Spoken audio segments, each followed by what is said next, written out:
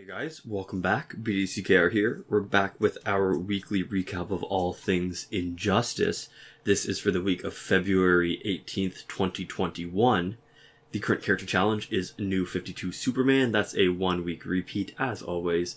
And the required characters are Flash, Green Lantern, and Wonder Woman, who you can get at Bronze, and Silver, respectively. So, pretty open for new players. I like how you say always. There was a time where that was the opposite of always. Mm-hmm. It's crazy, right? Yeah.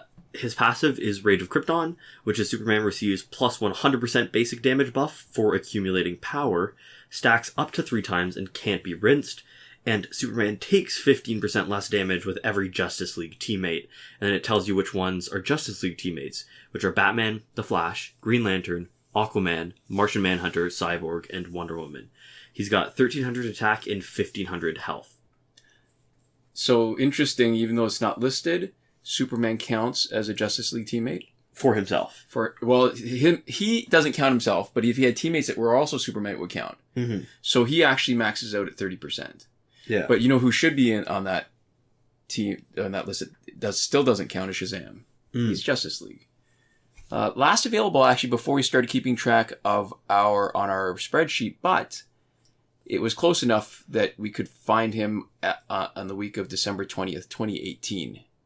Mm-hmm. So, wow. Yeah. Like you mentioned, his stats are pretty high. It's interesting. He's an okay card on his own. He's got a 2-part passive. We already talked about the less damage part, right? So max is 30% less damage. He doesn't count himself, but other people do. Superman in general does, but he as a Superman doesn't count because he just doesn't count for himself. Yeah. The second part is the real interesting part, which is the one that we've taken advantage of. So what happens is for every 2 bars of power that he generates, he boosts his basic damage by 100%. And even if you spend power or you have it drained before it hits the 2 bars, you don't have to hit 2 bars. It just counts. The fact that it's happening is what counts. Every 2 bars worth of energy at any given point. So it could be, just the 3rd bar over and over again if you're using special ones, for example. Right. It's only basic damage, and it's not specials. So to me, the dilemma is, do you gear him to generate power faster to take advantage of his passive, or do you make him more of a tank so that you let his passive take care of his offensive potential and use his gear slots to make him harder to kill? Mm-hmm. And when he was first... So this is interesting, too. The world is really different now, but when he was first introduced, there was no Tantu Totem, there was no Master's Death card, so power generation was relatively slow. Mm-hmm. And New 52 Wonder Woman had already been released, but at that point, I think she might have still been Justice League Wonder Woman. And she could give him power, but it took so long for her to generate it herself, and she was only giving him half of the power that she spent. It just wasn't practical. Like, he had a passive that sounded interesting, but it was hard to take advantage of it. Mm-hmm. And after Tantu Totem Master's Death card came out, everything changed. So Wonder Woman could start generating a huge amount of power.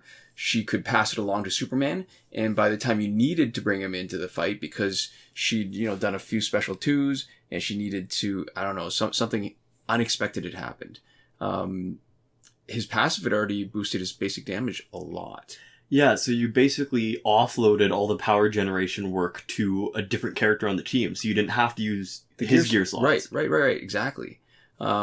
So the only way he could be better is if he had some sort of built-in stun, because he would really be a monster. Like, the potential to make his basic damage do huge amounts with, say, Cloak of Destiny or Necron Scythe, it would be kind of ridiculous. I don't think there is anybody with that kind of potential as he has.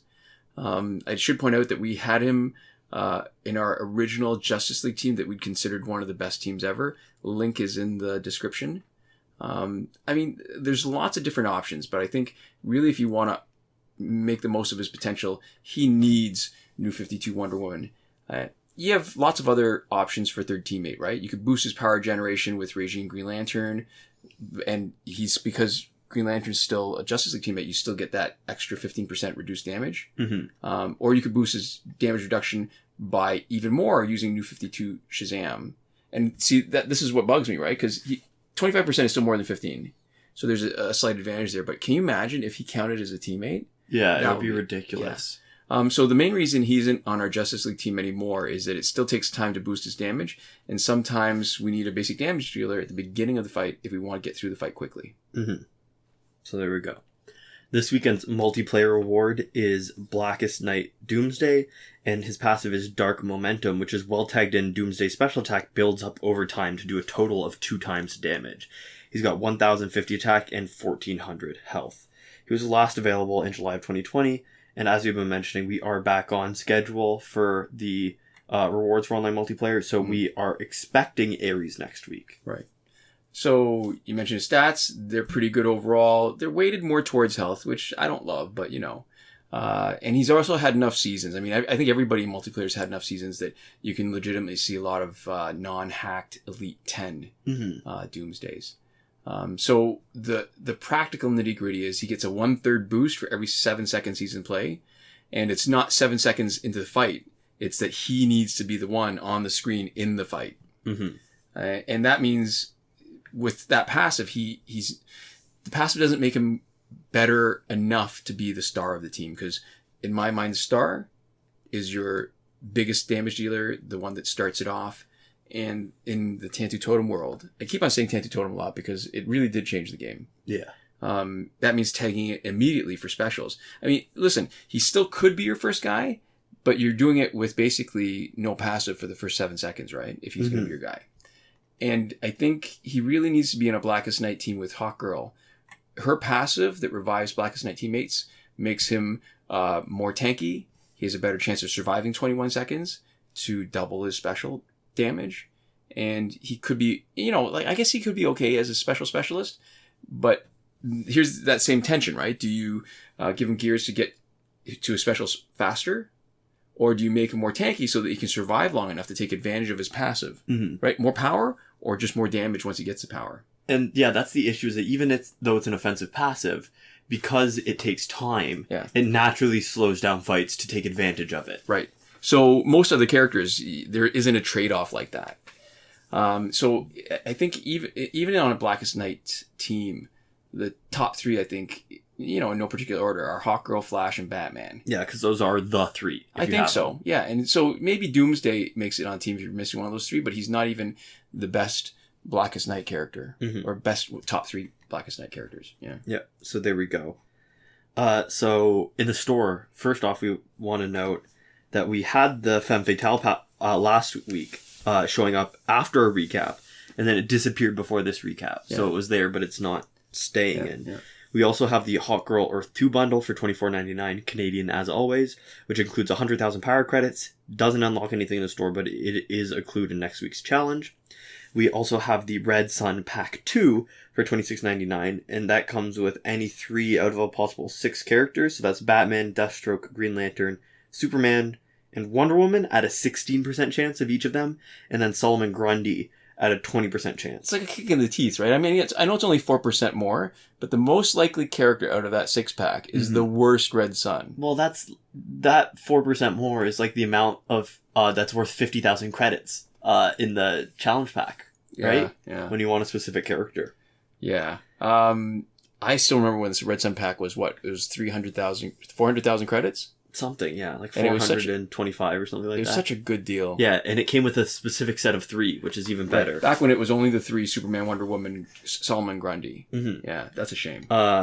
In our Survivor, we have the League of Assassins gear set until the 24th of February 2021. Phantom Zone, finally back. So we've got 2 weeks on that. Grind it while you can, I guess. It was gone for more than 2 months on Android. Gone for a long time. Yeah, but we're finally back. Fight 62 is still broken. Last weekend's breakthrough was Deadshot, Wonder Woman, and Static, so this coming weekend should be Zatanna, Flash, and Solomon Grundy, and we have a link in the description to a Reddit thread from Devlin16 if you are looking to figure out what the breakthrough cycle is for yourself. Right. And sort of look more into the future if you have a specific character that you want to see. Alright, moving on to current glitches. Remember that every working glitch is explained in an instructional video as part of the playlist that you can reach by clicking the eye in the top right corner of this video. We are Android only, and we can only confirm these glitches for Android, but we will make some comments about equivalent iOS glitches if we know about them from our viewers. Spoiler alert, nothing is new this week in the glitches that are still working. So there we go. Starting off with not working glitches, so glitches that existed in the past or that people might be asking for that we can't tell you how to do. There's nothing for power credits that we're willing to endorse. in season 6, episode 9 of our P&Q and C&A&T, we talk about it in more detail. But it's risky. You can find it if you want. We're not going to tell you how to do it because we don't stand behind it. Right. There's nothing for getting repeated past multiplayer season rewards. There's nothing good for getting early multiplayer season rewards. And there's nothing for getting through the Phantom Zone quickly. More important now that it's back. Mm-hmm. Yeah. So moving on to working glitches. All right. So the dual glitch of playing Phantom Zone repeatedly is working. Challenge reset method is working. Also confirmed on New 52 Superman. And they are basically the same glitch. We've been saying this every time, even when Phantom Zone is not around, because it's important to remember that progress is reset on both when you do it. Mm-hmm. And because Phantom Zone progress is so much slower, just keep that in mind, that when you're grinding challenge, because that's a great place to get credits, that you do not inadvertently remove your own Phantom Zone progress. I mean, if you're not intending to do that. Mm-hmm. Yeah. So 2 pieces of information for devices that aren't ours. If you are on Android 10, which we are not, you might have an issue where you have to re-download a significant amount of the game when you're using this glitch. Tanme Kakde has information on how you can use storage space on your phone and just essentially move files around instead of using your data or Wi-Fi. Right. So we have that in the description. And we also have a comment from Jonathan Yang for how to reset the challenge on an iOS device, which we have only gotten good feedback for. Yeah. Breakthrough glitch to let you play repeatedly is still working. The airplane mode / refund glitch is still working, good for both packs with random drops and last laugh tickets. It does not work for us in Android because in the Phantom Zone, because that last crystal, you need to be connected to the internet. It looks like it's working. It just doesn't. Now, a lot of people on iOS have been saying it's working, and some people on Android have said that they've got it to work. I'm not convinced yet because we haven't been able to do anything with that. Mm-hmm. So there we go. Time shifting still works for unlimited survivor play and energy recharges. As always, remember to turn your countdown clock back to normal before you're done mucking around so that you can get your challenge shown up properly and everything in working order. And last but not least, in between not working and working glitches, we have the promotion glitch, where you can promote characters that are still locked in your store. Hasn't had the right conditions since update 2.14. It's been like years at this point. So it's not testable, it's not usable, but it's never failed us, so we keep it in here because we're pedants. Right. And that's it. Yeah, so this is where we get to gratefully thank all our patrons on Patreon, and that is Console Peasant and Edwoon at the top tier last word, Mohammed Albshaiti at the Your Message Here tier, Shawn Farrell, Daniel Simonson, Aaron Maule, Michael DeVries, Brandon C., Irvin Ruiz, and Eddydoo at the credited level, and Chris Wolff, Scarlet, Dani, Awesomegamer 2for1, Pavu RS, Gavin, Mallott, and Isfar E at the gratitude level. There we go. Thanks so much for your support, and thanks so much for watching. We'll see you next time. Komoda.